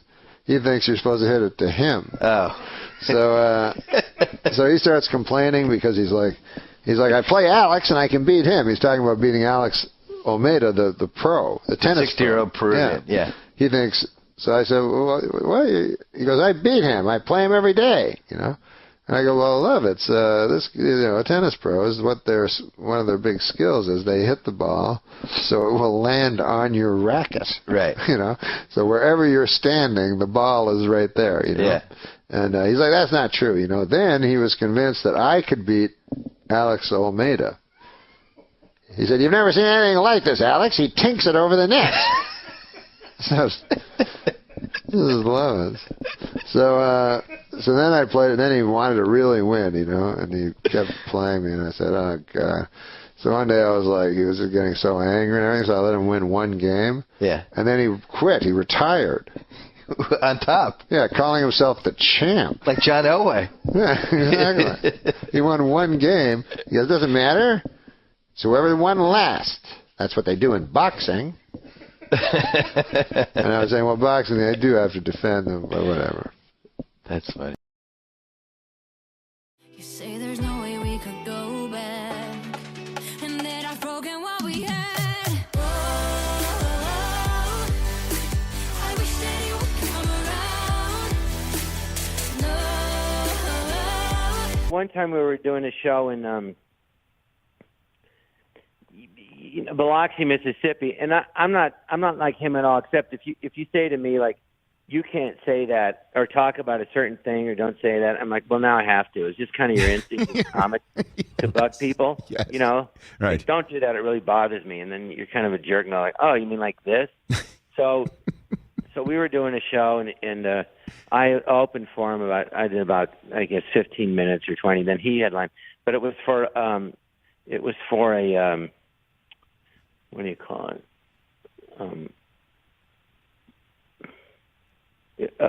When they comp the audience, you know what I mean? For big gamblers, I forget the word. Yeah. So there wasn't people paying tickets, but anyway, they did it. We did it. So he's doing the show, and he's very funny, but he's dirty. So all of a sudden, someone yells out, "Well, we don't like that kind of talk."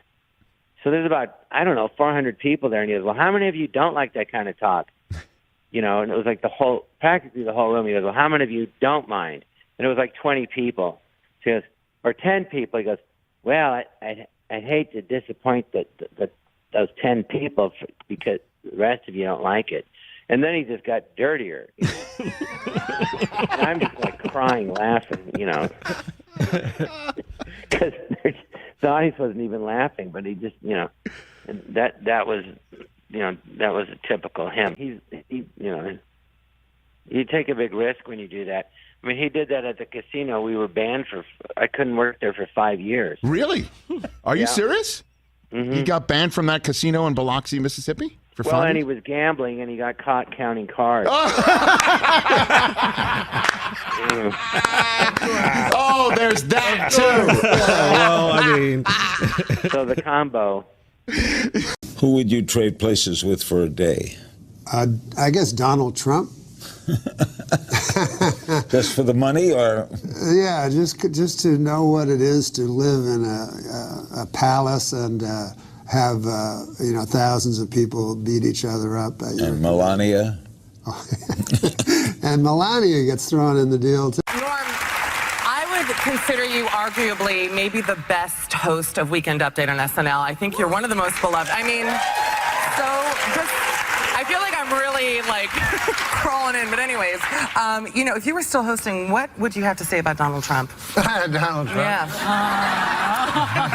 Well, you know, Donald Trump's like an interesting character because obviously what he's saying is resonating with the American public. You know, or he wouldn't be on top of the polls, right? And so if you have a clown saying these things, you know, an utterly unlikable person saying these things, imagine if you had a charismatic individual, you know, somebody with the charisma of Reagan or Bill Clinton saying something like this, then you could be in dangerous territory, boy. Could you do a little... That was funny, huh? Profound. Norm? It was profound. I thought you were going somewhere like leader of Germany. I didn't know where we were headed. You were just on Fallon the other night. Yeah. Trump was there. Did you guys talk a little bit? Well, what happened was, first of all, like, I watched it. I thought it was fine. Then the next day they were like, Jimmy wasn't, you know, it's Jimmy Fallon. Yeah. You know, he's not going to ruin his chance to get to host Face the Nation, you know? So, no, I was second guest, and he was first guest. First time I was ever second guest. Really? Yeah. And I didn't mean to be really like surprised, like, oh, continue. But it was Donald Trump, you know. So there's only like a couple minutes between. So Donald Trump came out, and he was with the Secret Service guys. And I said, "Can I get a picture, Mr. Trump?" And so he's like, "Oh, I know you. I love you. Yeah, we'll get a picture." I knew him from before. He goes, "We'll get a picture. Just give me a minute." And then he turns around, he walks down the hall and gets in an elevator. You're still waiting. Yeah, I was like... You're like, best trick ever. I know, it was like a Buster Keaton movie or something. Gotta use that. That's a... You met Donald Trump when he was on The Tonight Show, on Jimmy Fallon's show. Now, tell us about that encounter you had with Donald Trump. Well, I'd met Donald Trump many, many times in New York City, just because when I was doing Saturday Night Live, he was a fixture in New York City, and he'd come to a lot of the shows, and he was just a local eccentric, you know, that people mostly loved in New York because he fixed the rink in Central Park when the city couldn't. But no, when I was on Jimmy Fallon, that's when Jimmy Fallon tousled his hair and got in trouble for it, and I was the other guest. So I was just out in the hallway, and I said, Donald, can I have a picture? You could call him Donald then. I guess you can still call him Donald. We don't have to call him President, apparently. But I said, could I get a picture with you? And he said, yeah, absolutely, sure, Norm. And then he walked down the hall and got in the elevator with his Secret Service guys. So, but he was just doing it as a joke. A lot of times, the problem with candidates that, or political candidates that do comedy is obviously comedy doesn't translate well to the page sometimes, you know, sarcasm is lost, obviously, and things like that. So if someone says something that's meant self-disparagingly or satirically, and you want to take it out of context, you can. And that happened a lot of times with Trump on the campaign trail. But, you know, he's being caricatured on Saturday Night Live, like, quite mercilessly by Alec Baldwin. Like, is it funny to you? Is that funny? No. The only reason I don't find it funny, when I was there, Darrell Hammond did Donald Trump, and that shows how far back Trump goes, because that was 20 years ago. But Darrell did him then. It was a softer Trump, you know. I think it was a Trump that was a lot closer to his real self. But if you do, the problem is, if you do an impression of someone, you have to like that person, you know, because you're playing the person, and people like themselves. So you can't play someone and have contempt for them at the same time. You know, it doesn't work as an impression. So I don't like his impression, and I have no political affiliation. I just mean from a comedy level. Where is the funny in Donald Trump? Because he does think he's funny, right? Yes, but other people think he's funny too. I attended one of his just to see, you know, because I wanted to see it for myself. His performances in front of these grand halls, and he's enormously funny and entertaining. And I don't know that there's normally with politicians. You know, it takes, you need to be humble, you know, to be really funny. And I think that's why Ronald Reagan was the funniest president that I ever saw, because he always had this humility to him. I was kind of lost with President Obama because people told me he was funny, but to me he was too self-aware. And of course Hillary couldn't have been more strident, you know. And I think people don't vote on issues as much as they just vote on who they'd like this, that old saw about who you'd rather have a beer with, you know. And nobody wanted to have a beer with Hillary Clinton, you know. You say that he has to be, that one person has to be humble to be funny, but I don't think Donald Trump is very humble, is he? No, there's no humility to Donald Trump. Donald Trump is more funny in the way that a WWE wrestler is, you know. So he has a different kind of funny, which is a sort of a self-deluded, I don't know if it's self-delusion though. I don't know if it's all, I think it's just all an act. I don't think really that Trump ever wanted to be president. I think that he was always just playing to be president or whatever that hall he was playing in was, you know. And I've seen this happen with comedians too, that you start thinking you're good because the people that come to see you all like you, you know. But the reason they came to see you is because they like you. So politicians and comedians both make that mistake of thinking they're much better than they are because they're never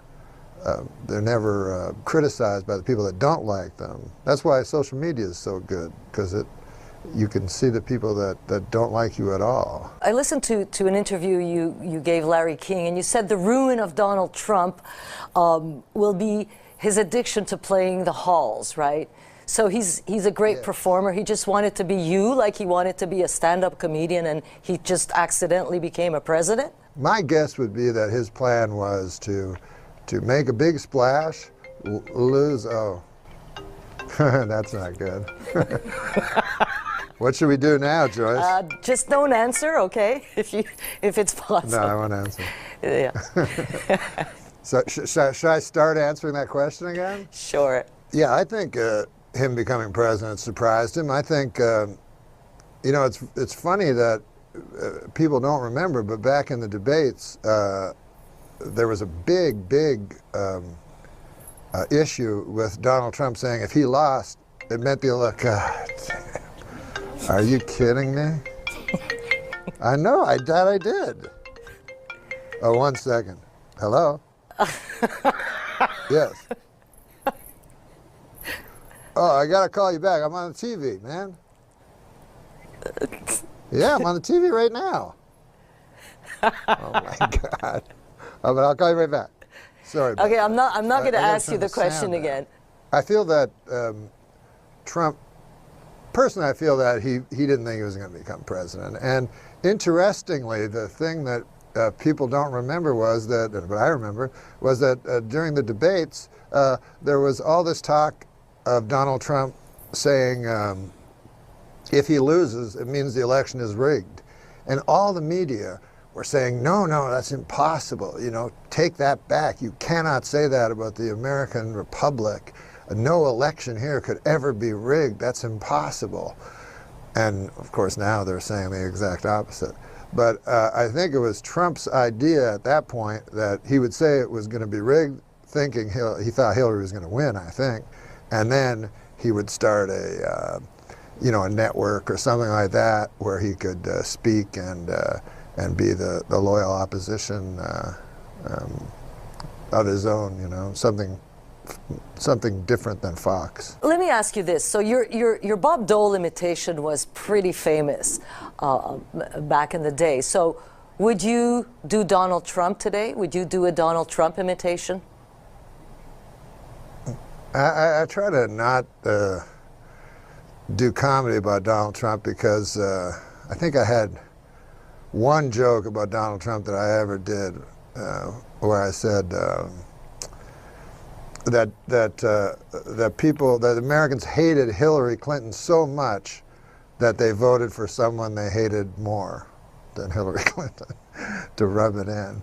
And that's the only time I ever made a joke about Trump. But I try to stay away from it because it's just, it's low-hanging fruit, and also, Trump oftentimes is doing self-parody, and nothing looks dumber than if you parody self-parody. You really get caught not understanding. So comedy in the time of Trump, is it more difficult than it was when you were on Saturday Night Live?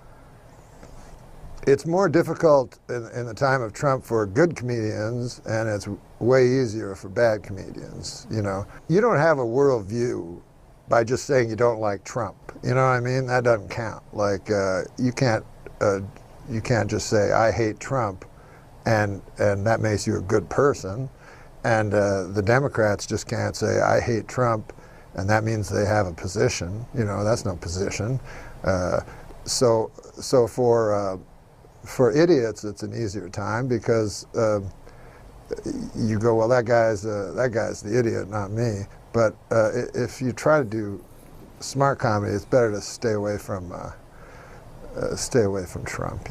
Norm MacDonald, thanks so much for being with us today, for spending this time with us. It was great. Great to see you. Great to see you. I love you, Joyce. Love you too. Bye-bye.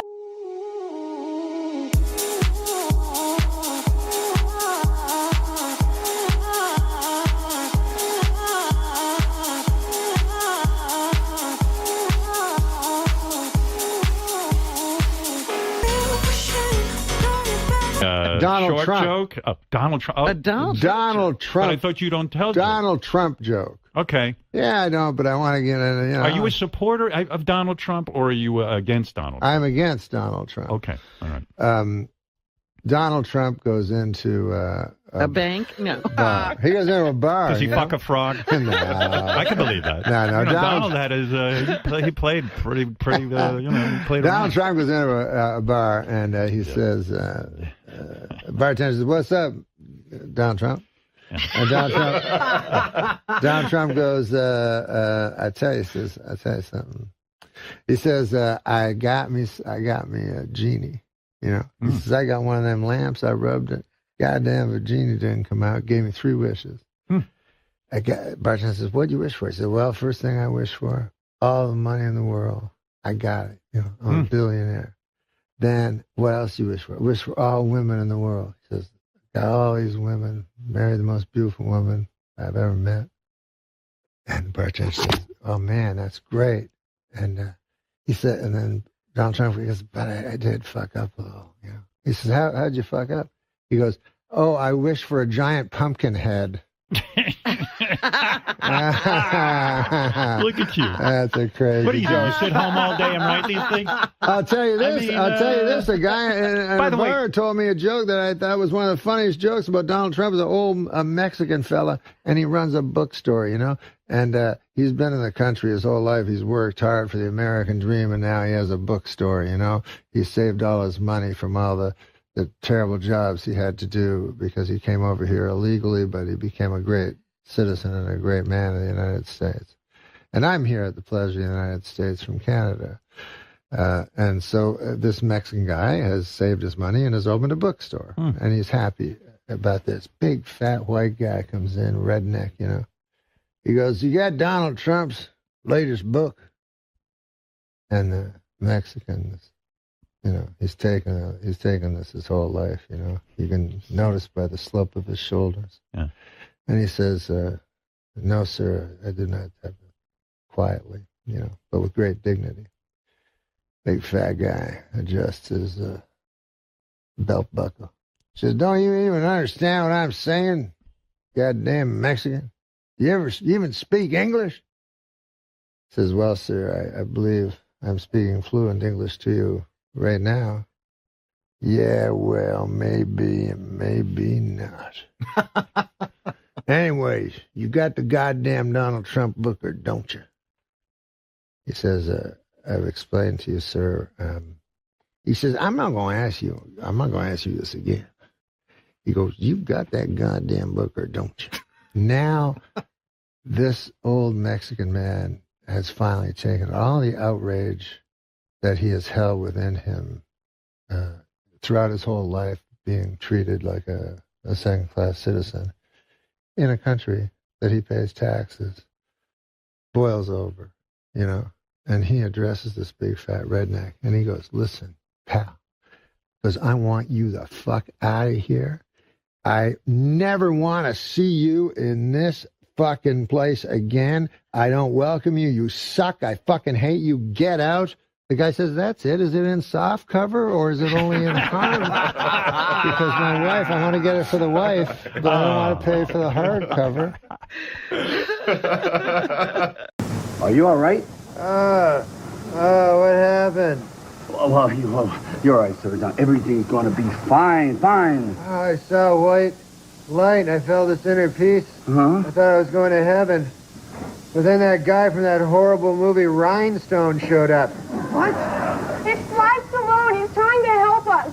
Don't move. There's an ambulance coming. Please. Thank you so much. You're very kind. No, it's okay. He's not that kind. Did you see Cobra? You know, that movie actually got very screwed up in the editing. Oh, what's wrong? I just remembered staying alive. Oh, hey, come on. Look, you'll be fine. You're just a little shaken up, okay? Great. I don't know which is worse, being in this accident or being helped by the star of Judge Dredd. Listen, he's trying to be nice. Yeah, okay, fine. How are you doing, madam? My arm hurts. Oh, really? Can you move your fingers? Oh, God, Paradise Alley stopped. I'm sorry. I didn't mean to say that. Well, don't be sorry. The guy stole 2 hours of your life. Oh, come on. That's enough. I'm trying to help you. Let me ask you something. What were you thinking when you made Over the Top? What? Over the Top? I mean, you had to arm wrestle the guy for the custody of your son, for God's sake. Just save your energy. I mean, did you actually get that script and go around telling people, hey, this is a good one? Oh, come on. Just drop it, please. No, you're right, you know. It was an excellent movie, now that I think about it. After all, you know, it does combine the emotional drama of a custody child hearing with arm wrestling. That's enough! Shut up! Stop! Hey, what the hell are you doing? You're punching car accident victims. No, you don't understand. He was bad-mouthing my films. The man is injured and he happens to think Tango and Cash is jackass, so you hit him? He didn't mention Tango and Cash, okay? Please, somebody just tell my husband. I think this guy's dying. All right, everyone clear. I'm losing him. Stop, or my mom will shoot. Stop. So, on Weekend Update, when you anchored, Frank Stallone was often the punchline. Did he know it was coming, or did you ever talk to him afterwards? But I talked to his brother, Sylvester Stallone, who hosted the show, and he was like, what the fuck with Frank? And so I said, you know, it's a complete non sequitur. It's ridiculous, you know. And so he told me, you know, he says, the thing with Frank is, you know, after Rocky, he decided to become a boxer. So, you know, he'd go in the ring with it. He'd say like the Italian stallion's brother. He goes, every boxer in Philadelphia just beat the shit out of him. He goes, you've never been right since, and I feel guilty about it. He says, if you could just lay off him for a while. And I was like, no. So I never did another job. You say I don't listen. I tell you I try. And we both got our own problems. But I still chose. According to the EPA, it will cost an estimated $295 million to clean up toxic waste at the former Lockheed Martin military aircraft plant in California. The cause of the toxic waste? You guessed it, Frank Stallone. In Princess Anne, Maryland, state health officials have discovered what caused the mysterious death of 200,000 fish at a Somerset County fish farm. The culprit? You guessed it, Frank Stallone.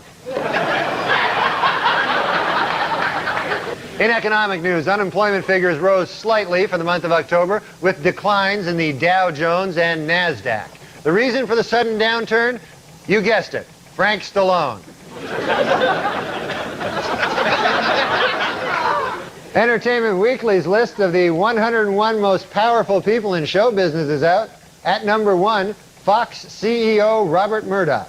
And at number 2, you guessed it, Frank Stallone.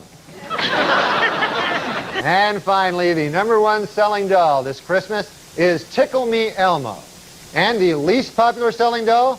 You guessed it, Tickle Me Frank Stallone.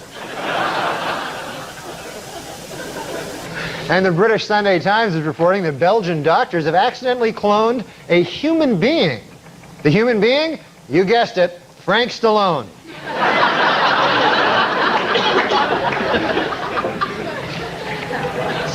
Recent photos sent from the Galileo space probe orbiting Jupiter's moon Europa suggests that it meets the conditions necessary to support a primitive life form. Just what kind of life form? You guessed it, Frank Stallone. And finally, the votes are in. And Entertainment Weekly has chosen its funniest man alive. And who is the funniest man alive? You guessed it, Frank Stallone. Congratulations, Frank Stallone.